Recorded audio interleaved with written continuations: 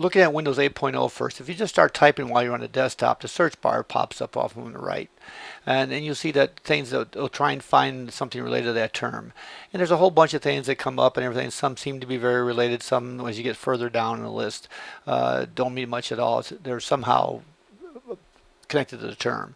But you can also go up and go to the store, for example, and then it'll do that same search with that phrase within the store.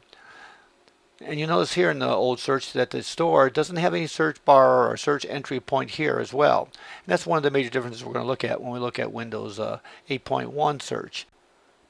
So when you start typing in Windows 8.1, you're going to see the same pop out from the side, but the results are dramatically different. First of all, we're going to type in the search phrase Jamaica.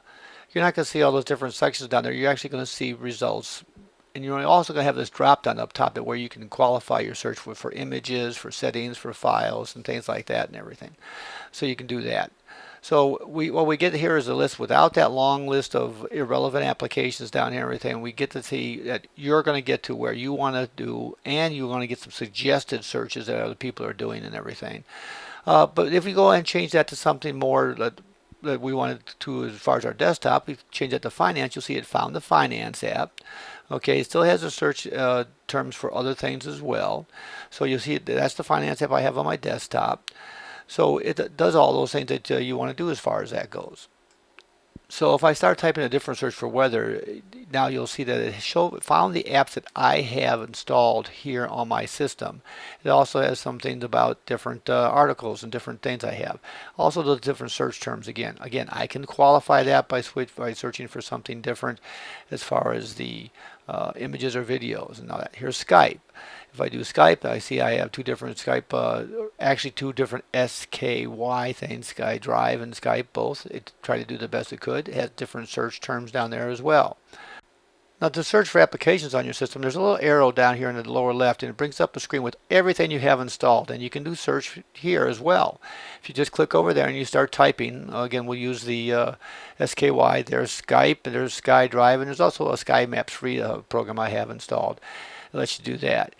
If you want to take a look at different things, you can right click on one and say Skype, and you notice it has this find in start menu. If you click on that and watch what happens, it puts a little white border around that application. So if you have tons and tons of these things and you want to find your application, maybe to move it somewhere else, it's an easy way to find your applications.